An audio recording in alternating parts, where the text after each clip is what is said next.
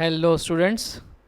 Today we are going to discuss one more topic from the anti-diabetic drugs, right? That is sulphonylureas, right?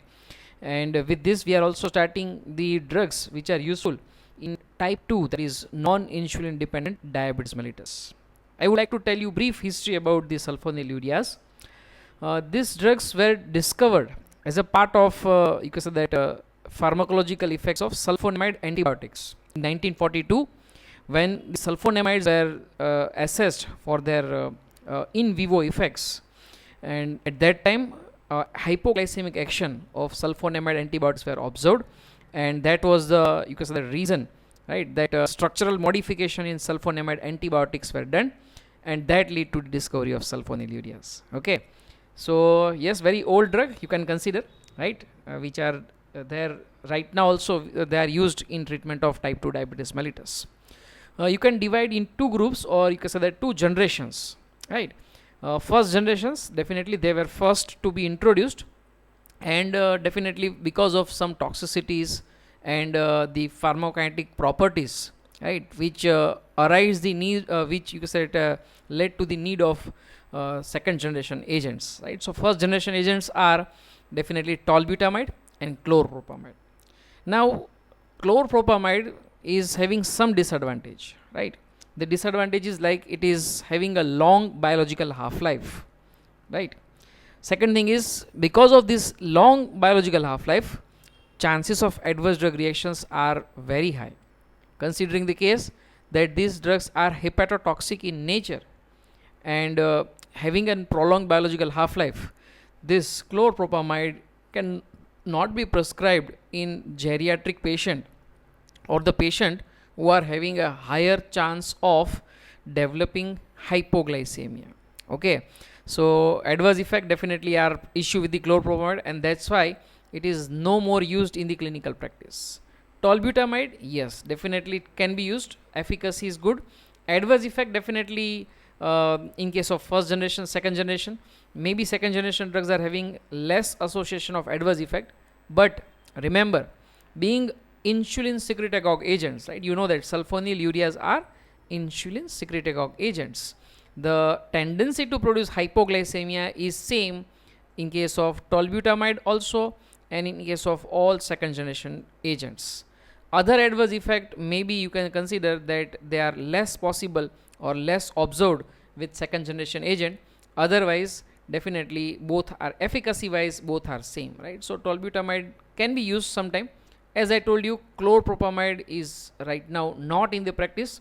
The reason that we have discussed, that there is chance of severe hypoglycemia. Why there is a chance of severe hypoglycemia? Because it is having a long biological half-life, right. So long acting agent, so that's why hypoglycemia is definitely a possible effects of all drugs, but it is severe in case of chlorpropamide. Second thing is hepatotoxicity. That was the reason why it was withdrawn from the market, and it can also produce some effects, that is disulfiram effect. You know that it is an anti-abuse of alcohol, right. It can be used as an anti-abuse of, so that sort of effect also can be produced by chlorpropamide by inhibition of so that aldehyde dehydrogenase enzyme, as well as it produces effect on the anti-diuretic hormone. Now this effect more or less is observed in other agents also of the same category, and that could be the reason that it produces some effects like water retention and hyponatremia. Okay, so ADH like action also can be observed, fine. So this is the reason why this chlorpropamide definitely now no more used in the clinical practice, right. Going ahead with the mechanism of action, you know that it is insulin secretagogue agents, right. So ultimately it is causing the exocytosis of, you can say that the stored insulin, right. You know that insulin is available in the pancreatic beta cell in a pre-synthesized manner, right. It is already synthesized and it is available in the vesicles, right. And wherever there is an entry of calcium, definitely the fusion of these proteins of vesicles, right, you can say along with the cell membrane, will create the release of insulin. Normally in you can say normoglycemic patient, it is dependent on the entry of glucose. Definitely it is via the GLUT transporters, and you know that pancreatic beta cell expresses GLUT1 as a major GLUT transporter.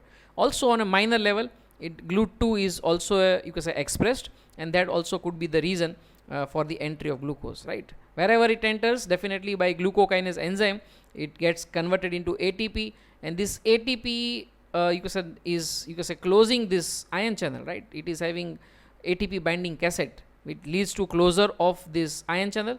Once this ion channel is closed, you can have a membrane depolarization, which leads to entry of calcium through a voltage gated you can say calcium ion channel.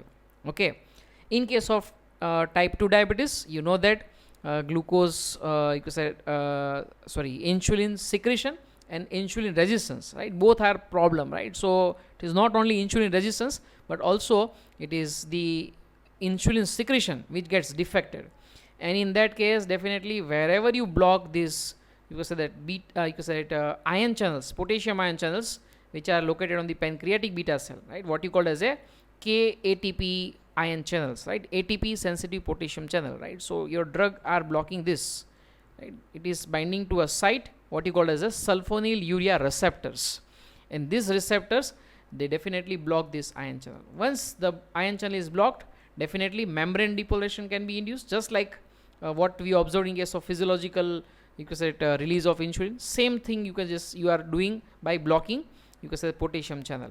Okay, and that leads to insulin secretion, right? Because they are producing the increase in the insulin secretion, right? Or they are inducing the release of insulin, right? That's why you call it as a insulin secretagogue agent. Okay, and if it is an insulin secretagogue agent, you definitely can consider that major adverse effect has to be hypoglycemia, just like insulin, right? We observed in case of insulin that major effect, a major adverse effect of insulin is hypoglycemia. Similar manner you can consider. So that is an what you call as an mechanism related adverse effect, right? Adverse effect which are related to the mechanism of action. Yes, it also reduces hepatic clearance of insulin. This is very important, right? Now, because of this property, right, what will be observed is initially wherever these drugs are given, sulfonylureas, then plasma insulin level definitely will increase, or what you can say is because hepatic clearance is reduced, that is the reason why the biological half-life of insulin will be observed. And you know that in case of type 2 diabetes mellitus, the primary you can say that defect in insulin secretion, right, that is observed along with the insulin resistance. If you are able to prolong insulin level in the blood, this effect on a long time could increase the sensitivity of insulin to the peripheral tissues, right?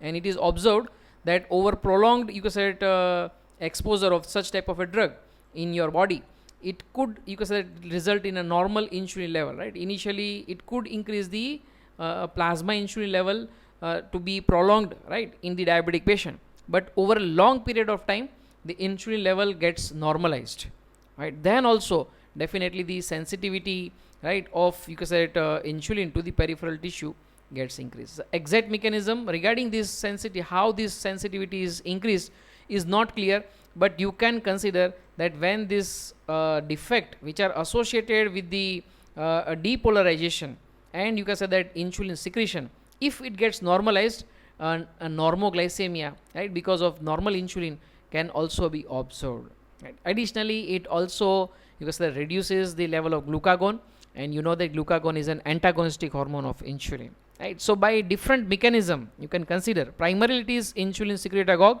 it is stimulating the insulin release, but then overall the sensitivity of the you can say insulin to the peripheral tissue also gets altered, and that is how you can say that hyperglycemia gets controlled in the type 2 diabetes patient.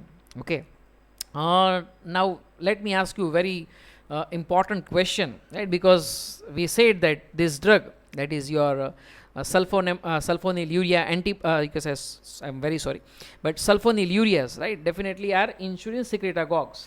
So let us check the other category of you can say that anti-diabetic agent, other class of the anti-diabetic agent, that whether they have an effect on insulin secretion or not, right? So before asking a question, let me just make you very clear that this drug, that is meglitinide, they are just like sulfonylureas. Only thing is their moiety is, right, chemical structure is not sulfonylurea. Otherwise they are just similar, right, in mechanism of action they are very similar to the sulfonylureas. That means they are also potassium channel blockers. So definitely I have given you hint that first and second, right, these two options are definitely right, they are definitely insulin secretagogues, right. But you need to check still 3 more categories, whether biguanides, DPP4 inhibitors, or GLP analogs, synthetic GLP analogs, whether do have any effect on insulin secretion or not. Okay, you can pause the video and you can definitely give your answers. Yes, multiple answers are possible in this question, right. That is what I asked you, right. And answer is definitely except metformin. All of these agents, they do promote insulin secretion, and that's why they are insulin secretagogues. Okay, one more a detail that I would like to have from you. You just go through an exercise, you try to find out some examples of potassium channel blockers and potassium channel openers. Why I am asking you is because I want to ask you a question, that what will be answer for this comment, whether it is true or false. Diazoxide, you know that it is a very well known antihypertensive agent, right. It is a vasodilator, right. It is used to manage hypoglycemia, which is associated with the insulinomas. Insulinomas means a cancer which leads to hypersecretion of insulin. That is called as a insulinoma, right. Definitely wherever insulin levels are high, it has to be associated with the hypoglycemia. And if such hypoglycemia is observed, can you use such type of a drug, right? So answer definitely will be in this case, right, whether it is a potassium channel opener, whether it is a potassium channel blocker, and if it is blocking potassium channel or if it is opening potassium channel, what will be the pharmacological effect that you can observe with such type of a drug, right. So definitely it's very interesting. Once you find out, definitely you can post your answers in comment box, or also you can definitely send me personally in the WhatsApp. Okay, chalo, let us move to the pharmacokinetics. Definitely these drugs are orally well bioavailable, right, so no issue about that. Metabolism is definitely hepatic and clearance is definitely renal, right. So you can consider that definitely the normal pharmacokinetics which you consider for all routine drugs, that is how you can. But remember that hepatic clearance and renal clearance is very important. If patient is having hepatic disorder, right, or you can say that renal insufficiency, then in that case definitely this drug are to be avoided. Okay, moving towards the adverse drug reaction. As I told you that all insulin secretagogue agents, they do have tendency to cause hypoglycemia, and I must have told you previously also that it is the hypoglycemia which is more troublesome in case of diabetes, right. Hyperglycemia definitely is detrimental, but over a long period of time hypoglycemia could be very, and in that case these agents are cautiously to be given with other agents which are having tendency to produce hypoglycemia, right. So again I would like to make a note of a drug which can cause hypoglycemia. Okay, definitely insulin is the very first that you can consider, right, and that is also the reason why you cannot go for a combination of insulin and sulfonylurea, right. In clinical practice it is definitely contraindication, because both drugs are having same sort of an adverse effect. You cannot combine that.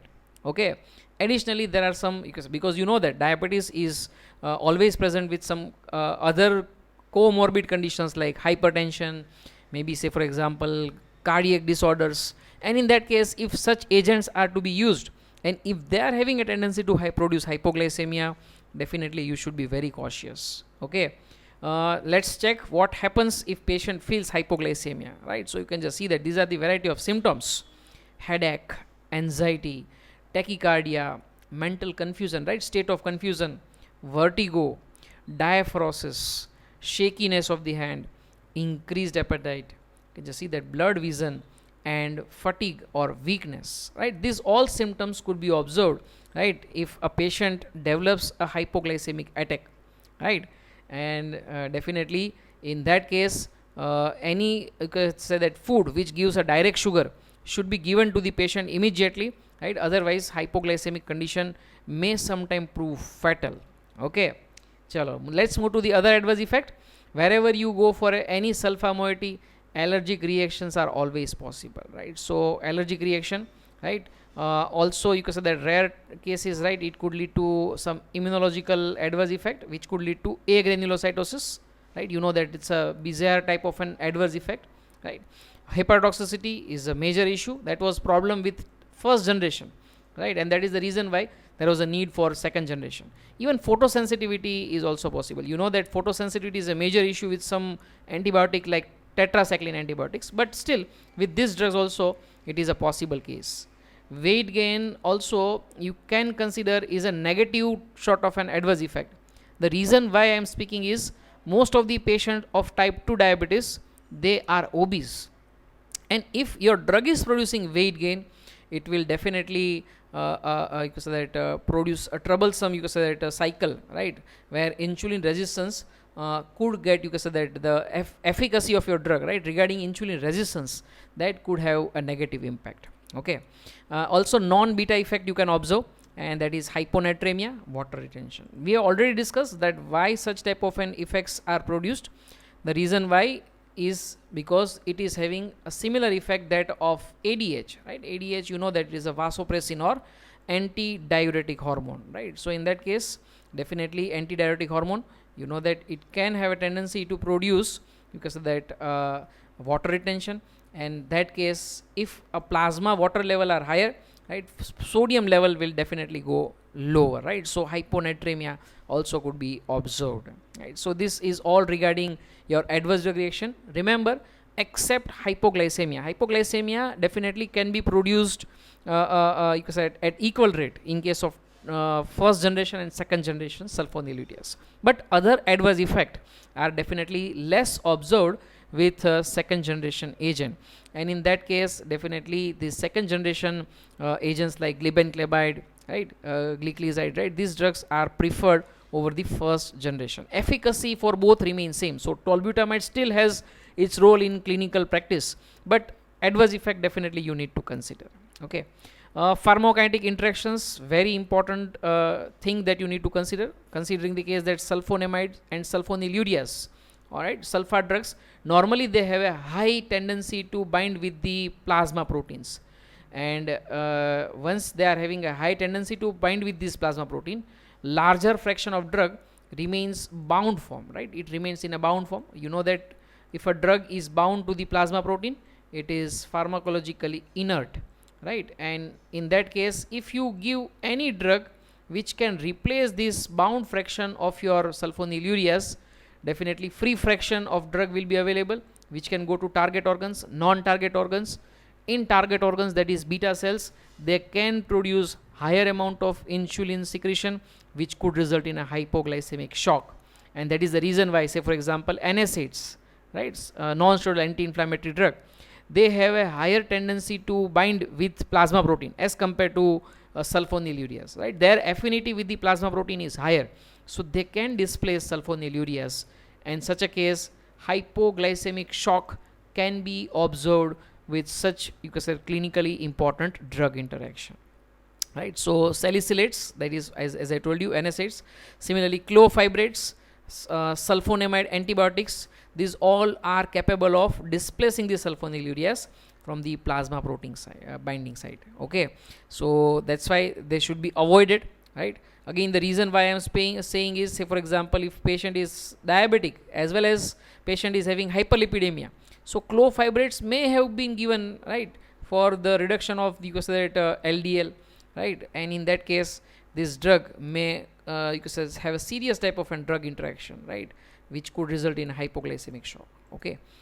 Second thing is you can say that you can have some other agents also which can enhance, you can say, the effect of sulfonylurea, because their pharmacological action also is to lower the blood sugar level. Say for example phenylbutazone, which is NSAID, right, it is having a blood sugar lowering effect. Similarly beta blockers, very well known drug to produce hypoglycemia, right. So this drug, if they are given in combination with sulfonylureas, definitely both pharmacological, because of similar pharmacological profile, chances of hypoglycemia is enhanced, and in that case also hypoglycemic shock could be observed. Okay, so such pharmacokinetic interaction which are dealing or which are affecting its potency to produce hypoglycemia, that are considered as a very serious, and they should be monitored wherever in clinical practice it is been prescribed. Okay, so let's move to the therapeutic use. Therapeutic use, definitely it is to be given in type 2 diabetes mellitus, right? Not useful in type 1 diabetes mellitus, because type 1 diabetes mellitus you don't have functional beta cell. Even in the later stage of, because the type 2 diabetes, you don't have functional beta cells, right? You know that their mechanism of action, sulfonylurea, the mechanism of action is the insulin secretagogue action, right? So you require presence of functional beta cell. If these are not there, right, say for example in type 1, or you could say late stage of type 2, definitely their use cannot be, because that they have a restricted use in such cases, right? So definitely they are used in the early stages of type 2 diabetes, where diet and exercise alone is not effective to manage the hyperglycemia, then they are used. Okay, so that is the primary use. Definitely they are best to be used after meal, right, because they are associated with the correction of defect, what you say is a insulin secretion, right? So that to correct that defect, in sulfonylureas are given, and in such a case it is best to be given after meal, right? So after meal, whatever insulin levels you wish to manage the hyperglycemia, that could be achieved, right? So that's why they are being you could say used as a postprandial glucose regulator, right? So this is regarding the therapeutic use. I would like to give you, because that, yeah, this is a contraindication. Definitely they are able to cross the placental barrier, and in that case they are to be contraindicated in case of pregnancy, right? Especially in case of renal deficiency and significant hepatic insufficiency, they cannot be given, because the metabolism is majorly through the liver, and also the case that themselves they are hepatotoxic, also that you have to consider. And because excretion definitely is primarily through the kidney, and that is case renal insufficiency also, they are not to be prescribed, right? There is one more category of drug, right, which we call as a meglitinides, right? So I request you to go through the comparison of these two drugs, right? Definitely mechanism of action for these drugs are same, right? As I told you that these are also insulin secretagogues, but they are not having sulfonylurea moiety. Chemical structure is different. So non-sulfonylurea secretagogue, right? So but then you need to check the pharmacokinetics, and you need to check the adverse effect, right? So just go through the comparison in any good reference book, and then you can definitely will learn about the pharmacology of this drug, right? They are better as compared to sulfonylureas, especially when it comes to the adverse effect like hypoglycemia is considered, right? Other pharmacokinetic details, kinetic details, definitely you can just check. Okay, so this is all regarding today's lecture, right? This is an assignment for you, right? And with this you can say that I complete my today's lecture. I hope you have enjoyed this short and sweet version, right? And very soon I will post you can say another lecture for you can say it, your biguanides, that is metformin and phenformin. Okay, I request you, right, wherever I have asked you for assignment, you try to complete, right? You try to go through it. Definitely that will enhance your knowledge of pharmacology. Okay,